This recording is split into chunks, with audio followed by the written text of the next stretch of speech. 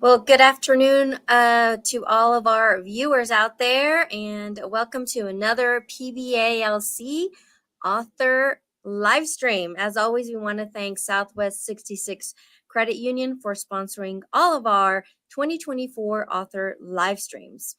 Today, we are so excited to have a Texas author, Amanda Churchill, author of the new Turtle House book. Welcome, Amanda. We are so happy to have you today and so happy to feature a Texas author. Thank you for having me. It's great to be on. Absolutely. So let's get right into it because we only have 30 minutes and we have a lot to cover. Yes. First of all, I want to congratulate you on this beautiful cover. I'm trying to Thank you. It's put like it in into front the of your view. screen and it's behind me in different ways. Yeah, Yes, it's it's a everywhere. beautiful cover. Thank you. And it encapsulates, you know, Texas and rural Texas and Japanese culture and flowers. So it's so beautiful. Thank you. They worked so um, hard on it, and I'm just so proud of it. yeah. Well, go ahead and introduce yourself and tell our viewers a little bit about yourself. Okay. My name is Amanda Churchill. I was born and raised in North Texas. I actually live in my hometown, which I think is very strange for some people, but we moved back here. My husband and I did after we had our first child. So we wanted to be close to family. I officially live in Keller, Texas, which is right between Dallas and Fort Worth near the international airport. So I have been writing or wanting to write since I was a kid. And then I earned my master's in creative writing from University of North Texas in Denton in 2009. And then I just started raising kids and slowly getting a novel started. And it took forever, but I'm just so happy that it finally is real with a hardcover and everything. So it's nice. Well, this book is getting a lot of buzz, so I was so delighted that you were able to do our little author live stream here. Because It's kind of fun. when you break out and get big, I'm like, oh man, we had Yeah, our no, first. I've been trying to hit every part of the state, and I was like, okay, Uh-huh, this is kind of reaching a different part that I haven't touched yet. So this is lovely. uh-huh. Yeah, sometimes people forget about, the West Texas part of Texas because we're out there in the middle of nowhere. I know, but it's a place that's close to my heart. My next novel actually takes place kind of in the Panhandle area, so it's Okay. something that I love. I'm from originally from Amarillo, Texas, so I know Panhandle area very well. Yes. Well, as you know, we ask all of our authors this question. Adult literacy is our primary focus here at the Adult Literacy Center. So, why do you feel adult literacy or literacy in general is an important topic for you, or is an Well, important focus? As you yeah. could say. You know what? My grandmother came to this country, and she spoke no English. She had a little Mhm. English training, just the tiniest bit, in Japan. So when she came to the United States, she learned English from her kids going to school, and she never really acquired the ability to read in English. She could still read in Japanese, of course. And it was something that I think she struggled with throughout her life. It's hard to live in a country that you can't read the printed word. And I think it was something that if she had had classes or the ability to gain that knowledge and be able to read, it would have been life-changing for her and would have opened so many doors of friendship and of community that she desperately needed at times. So it is something important to me.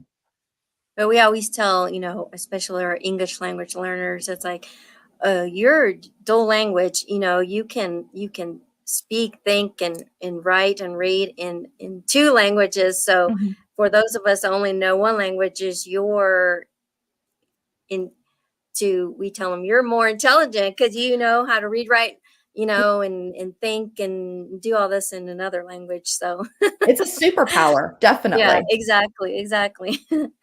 Well, you touched briefly in your introduction about this, but has writing always been something that you were passionate about, or is something that you developed an interest in over time? I've always been passionate about it. As soon as I learned to read, I was fascinated with story. and I wanted to go to the library as often as possible, which was down the street in Roanoke, where I grew up. And I'd walk down there, and it was an old library at the time. It had like tilted floors. It was an old house, and I think I read every book in the kids section.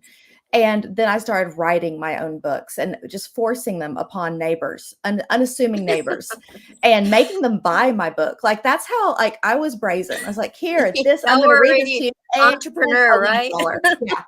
And so I loved everything about it, and it just stayed with me all the way through school. I was a journalism and English major in college, and I always knew that I would write something someday, but I didn't know how to break into it. It was the 90s in Texas, and there wasn't a lot of talk about creative writing programs at the time. And when I realized they had such things, I I was a kid on scholarship. There was no way that I could just, take out a loan and start over again with a master's degree. So it took a little while for me to get there. And meanwhile, I just wrote. I started mainly short fiction because I felt like I could control the size of the story better, and lots of Mhm. flash fiction, which is like very, very short fiction, like 1,000 words or less, which was fabulous.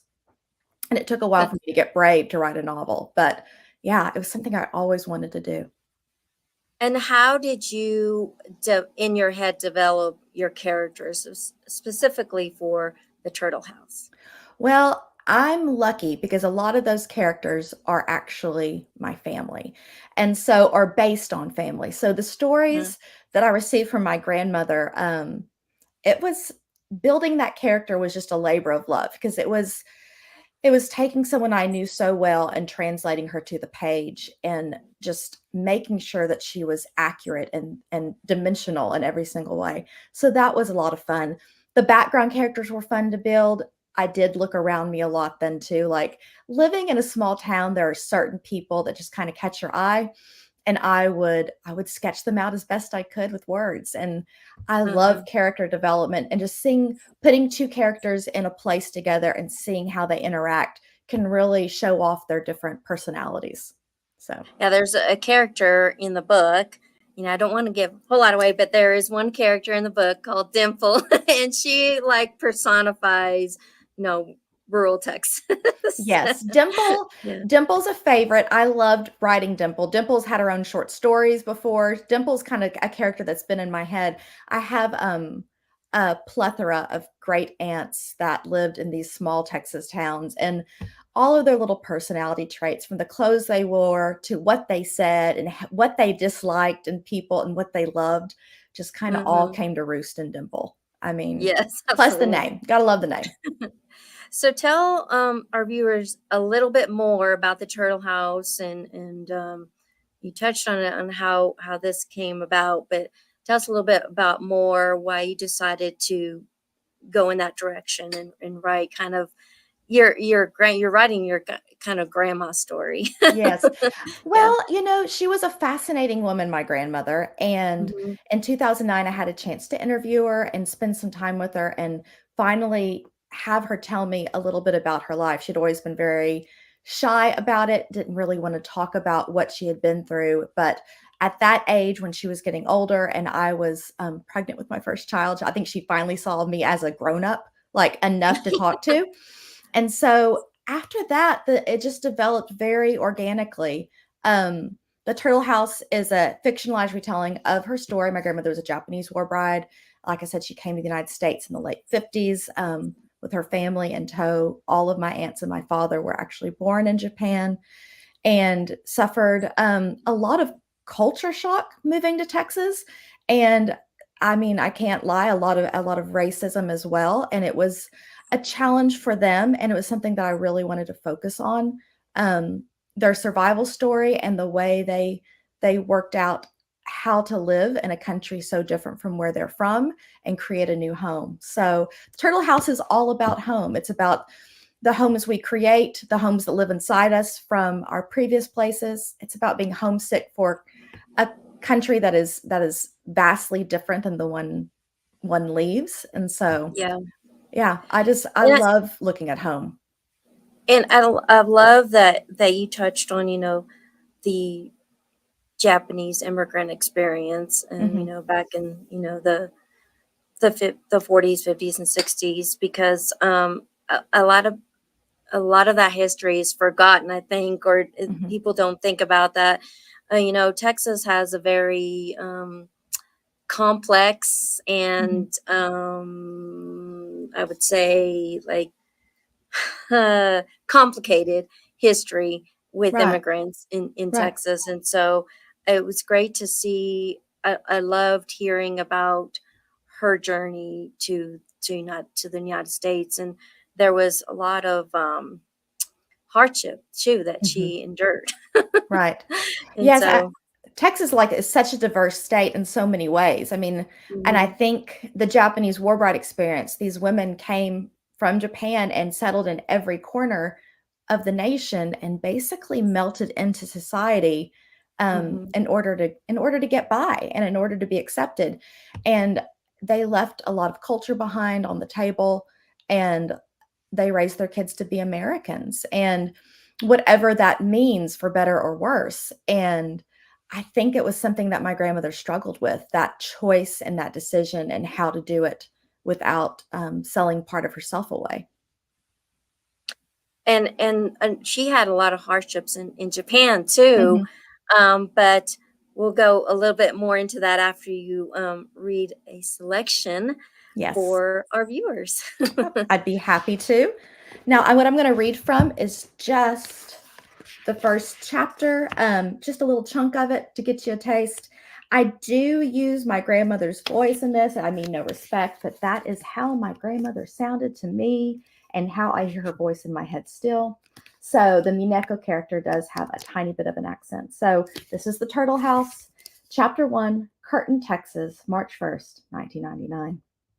Paper hates water. It hates wind and fire. Paper falls apart. There is no home safe enough for paper. Did you know this? Sometimes my grandmother speaks like an oracle. I mess with the tape recorder settings, making sure the microphone will pick up what she says next, feeling that she is about to tell me something I will need to know sometime, somewhere. And that's why you'd rather me record you instead of writing everything down? Yes, I like my voice. It's a good voice, even after all these cigarettes. The doctors say, don't smoke, Mrs. Minicoat. And I say, I do what I want, you old man. You know why I smoke? I like smoking. Cigarettes, very small pleasure. Home is a place for small pleasures. But this house we're now sitting in is not my grandmother's home. Hers is a half soggy heap of blackened plaster and ash. She burned it down last month. Accidentally, of course. So she's living with my parents. So am I. If I'm being honest, I burned down my architecture career. But I didn't have a choice. We were both squatters in my parents' land, eaters of cereal and consumers of ham sandwiches, drifting along out of place. There are nearly 50 years between us. I'm 25. My grandmother is now 73. Today is her birthday. And now we share a bedroom, a tub, a toilet. We tell each other it's temporary. My grandmother cracks my bedroom window and sparks a Salem light, but the smoke comes back at us from a tricky breeze. In response, she hands me her cigarette, opens the window all the way, pops the screen like a cat burglar, and without any hesitation, climbs onto the roof. She's already been scolded about this a few times, but scolding doesn't work on my grandmother. After the fire, my dad and aunt fear for her to be alone again and don't know where she should live. They chat on the phone late at night. Find an apartment? We'll just end up moving her again in a few years when she needs more care. Let her live with one of them. She'll drive us to drink. Move her into a senior living community, somewhere they take Saturday trips to the casinos up in Oklahoma. She'd hate the people, but she'd really love the casinos. Aunt May gently brought up the subject again tonight at Grandminnie's birthday dinner, and my grandmother shut it down, refusing to discuss any of these options. You are missing Mars. Stop being such a scaredy cat slowpoke girl, Grandminnie calls to me through the window, and hand me my cigarette. I thrust her cigarette out the open window toward her. My grandmother is talking to herself about how much has changed on Coke Street in the last 40 years. My window is nestled over the gently angled hip roof that covers the porch, but no fall from it would be gentle. My grandmother does not let this faze her. Her legs are clad in dark gray polyester slacks, and she's wearing her upstairs house shoes. She is still muscular, stocky. My Aunt May, my dad's only sibling and Curtin's lone pharmacist, in charge of everyone's blood pressure and rosacea flare ups, thinks Grand Minnie is growing forgetful and going through a regression of sorts. My dad says it's more like a midlife crisis, to which my mom will quietly mutter, "Well, hell's bells." I carefully perched beside her. The shingles are still warm from the sun, but the air is growing chilly. The pecan is budding with dangling yellow green worms of pollen. It has grown crooked and is so close to the house, I can nearly reach out and touch it.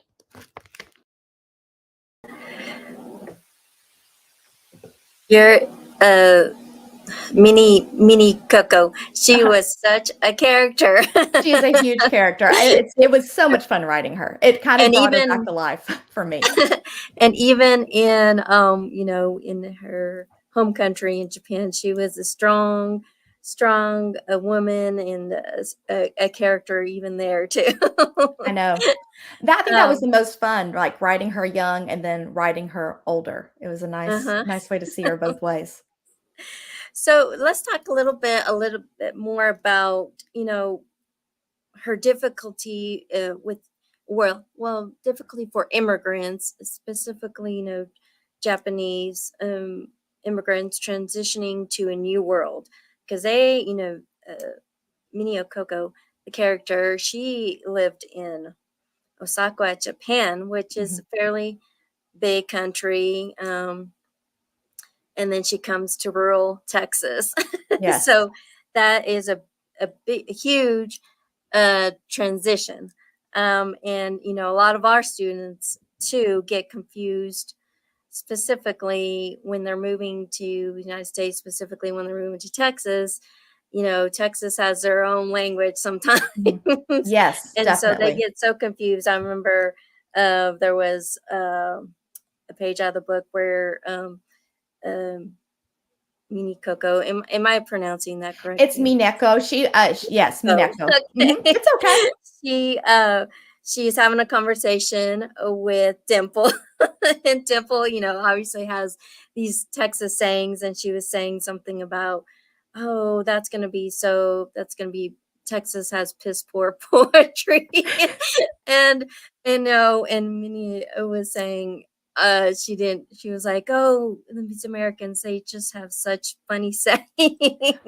I know. And so not only having to learn English, but having to learn all these, weird Texas sayings. And then I remember there was also a part in the book when they were traveling, Ma and Minnie and um, the brother were traveling on a boat to America, and Ma says, she was riding on the ship, and she says, I don't know if I want to go live somewhere that only has one star, because Texas is the Lone Star Our State. And I state. was like thinking, I'm like, yeah, you don't think about people, from foreign countries thinking like, oh, Lone Star State. They figuratively see that as like, oh, you only have one star in your Yeah. country. And so trying to comprehend all these sayings and trying to understand all these nuances, not only in the United States but in Texas specifically. Did Yeah. your I loved reading about all that stuff, because um many of our students say the same thing. I think so much of the novel is a novel of language, and when I was growing up, my grandmother had, um, a great understanding of very basic English. So you would think that she had learned from her kids, and then it kind of remained stuck in a certain Mhm. way. So her words were shorter and easier to understand. But then I always wondered, as I grew older and my language skills progressed, as I went to high school and to college, like, does she understand me as well as I Mhm. understand her? And I think that was something that my characters grapple with in the book. And also, yes, I mean, like, coming to a new country, my dad was very young, my aunts were young, and having a child's understanding of starting over and hearing Mhm. all these names and words and idioms for the first time, what it really means to them. So, yeah, Uh-huh. I think it's something that kind of translate against all different cultures, and the challenge of starting over and learning something new and, Mhm. trying to incorporate it into your own brain and your own life. So, But she also says, Minnie also says that it's, the English language, American language, American culture is not so much different than the Japanese culture, because in the Japanese, she says that Japanese words and phrases can also mean different things at different times. mhm. And so that I found that interesting too. Yeah, And so maybe, Japanese is a hard language to learn, and so hmm, is English. English has so many rules that yes, we break within the moment we say the rule.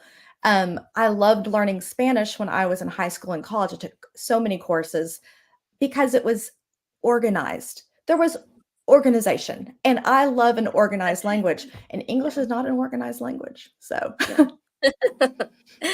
And so, another question is like, why do you think that Mini Coco's and Lisa's bond become so strong? Do you think that it's maybe because neither of them feel like they quite fit in any world that they're in at the moment?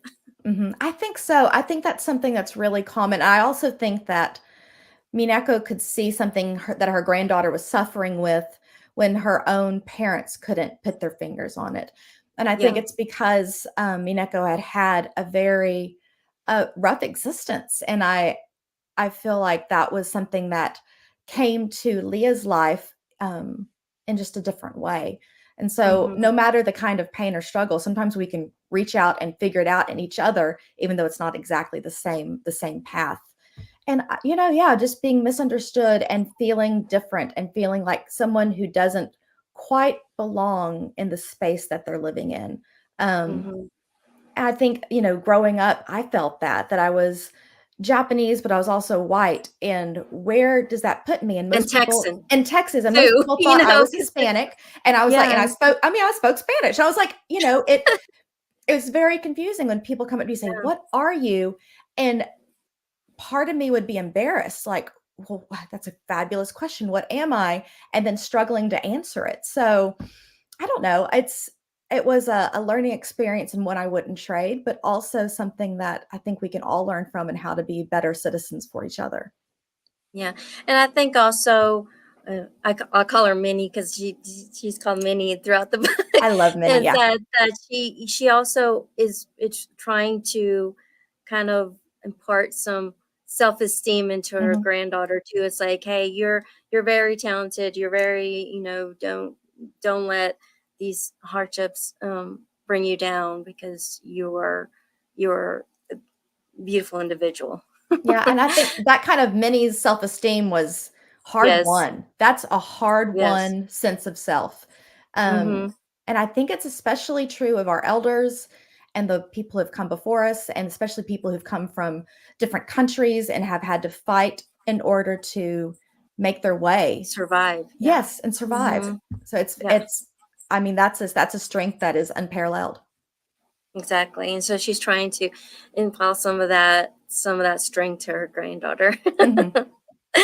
Um, so what do you hope is do you want readers to be the biggest takeaway from the story?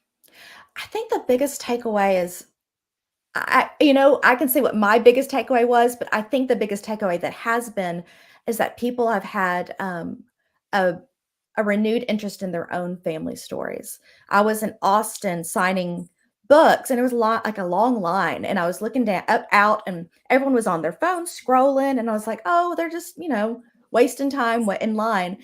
But a Mhm. lot of them were actually looking for photos of their grandmothers, and I thought that was fascinating. And they had shown me, this is my grandmother. She's from Nicaragua, and this is her story, Mhm. and this is my grandmother, and she was a welder back when no one was a welder, and I was Wow. just blown away that people wanted to Mhm. share that. And I just think that, if you're lucky enough to still have those people in your life, to sit down with them and just talk to them and try to understand where they came from and get the little nuances of their everyday life, because those little details are the ones that we lose through time. We might know where they Mhm. were born and what day and, maybe names of their families, but we don't know how how they made food every day, how they got water, what were some things that happened to them, what was their school day like, did they have a school day? That's just, I think, that most fascinating aspects of our elders' experience. So Yes. My biggest takeaway was just learning, the hardships that Japanese Americans endured, even Japan during, the war, and the hardships that they endured there because of that, and military regime and everything there. And then also the hardships that they endured in America, because, like you said, of racism or cultural differences and things like that. So it's a history that's not very known, I think, or not spoken about very much. And so it was interesting to see that through the eyes of your grandma's history. well, thank you. I'm so glad you enjoyed it. Well, you talked a little bit about some other projects that you have coming up, but Yes. is there anything else that you're currently working on or hope to come out with soon? Yes, I'm working on revising a second novel, another historical fiction piece. This one takes place again in Texas because I'm a Texas girl and I can't seem to get out of my own state. But this one takes place in an imaginary town a little south of Dalhart, Texas. Um, like all Texans who hate our summers, I grew up going to Colorado in August. Like that was my dad was done. He worked outdoors every single day of his life. He's in pest control, and by that time he was so sick of the heat. He would just load us up and go, "Oh, we're going to Colorado," and we would go across Texas and go through Dalhart up into New Mexico and up into Colorado. And so it kind of had I had a fascination with it because it was so flat and so different from North Texas even. And so it's not shocking that I'm setting my next book there, and it's during the Dust Bowl, which is another time in history that I'm fascinated with, where a lot of people did leave and go to California and other places. There were a ton of people who decided to stay in their homeland and try to fight it out. And those are the people I'm focusing on. So Fabulous. I can't wait to read it because, like I said, I'm a Panhandle girl, so be interested to read that. And I'm very familiar with Dalhart, Texas. I know. Good old Dalhart. Well, because we love reading here at PBALC, because we think reading and writing is such an important part of our students' learning. What are you currently reading, and what are some of your recommendations? Okay, I've actually brought them with me. I am currently reading books that are about to come out because that's the best thing about being a writer is people give you books early. So this one is a dear friend of mine. Her name is Marcela Fuentes. Her book is Malas, and it is amazing. It is about Tejano culture. It has like an undercurrent of Selena. It's about just so many things that I think that our Texas readers will absolutely love. And it's just a beautiful, beautiful book. So there she is. Marcella works in Fort Worth. She is a professor at Texas Christian University and is just so smart and so lovely. So that's going to be a fun read. My next novel is from another friend. It is coming out. See, Malas is coming out. What day? It has it on here. I want to say it's like June 6th. On sale June 4th. Oh, gracious, June 4th. Okay. And this one is on sale July 16th, and it's called The Astrology House by Corinne Jade. For your reader who kind of likes more of a thriller and more of a kind of exciting like travel story, this is for you. That's fascinating. And then finally, this is one that I'm reading. I started reading it for research. Now I'm just reading it because it's great. It's Letters from the Dust Bowl by Caroline Henderson. And Caroline, this is actually from Oklahoma University of Oklahoma Press. It's great. I picked it up at a museum in Dalhart.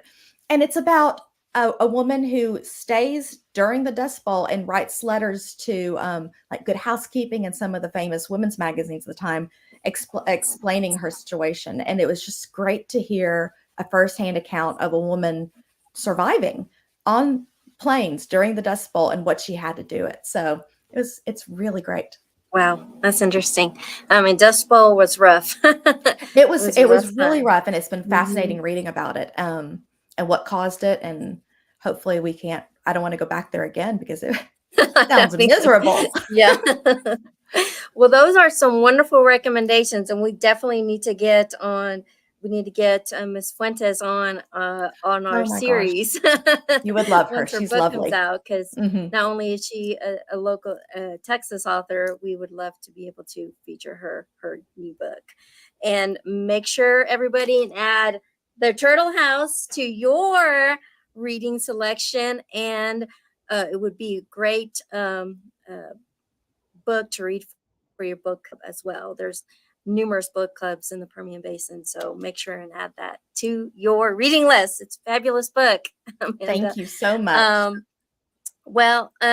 if people want to know more about you, where can they find you? What are your socials, your website, Well, I'm on and where social can they media. find your book? You can find my book anywhere books are sold, including Amazon, Barnes and Noble, your local independent bookstore, bookshop.org if you want to support indie bookstores, but you don't have one near you.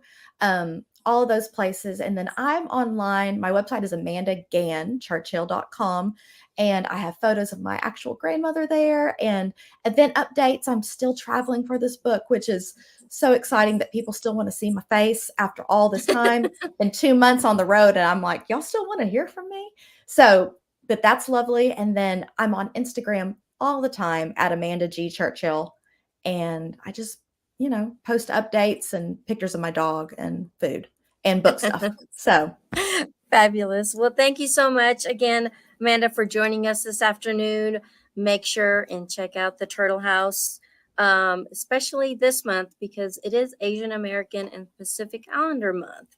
So, just a reminder for everybody that would be a perfect book to read this month. The Turtle House, available now everywhere where books are sold. Local Texas, or not local, but Texas author Amanda Churchill, her featured book for first book, right? And another first one book, soon to debut. come out. Debut Thank you, book. Alba. Yes, and just a reminder, we're going to be PBALC this year is giving away at the end of the year a bundle of all the books that we have featured in this year. So the Turtle House will be in that bundle. So make sure and check out all of our author live streams this year. And log on and listen next time. And we will see. Thank you, everyone, for watching. Thank you, Amanda, for joining us. And we'll see you next time for our next author live stream. Thanks, y'all. Thank you. Bye.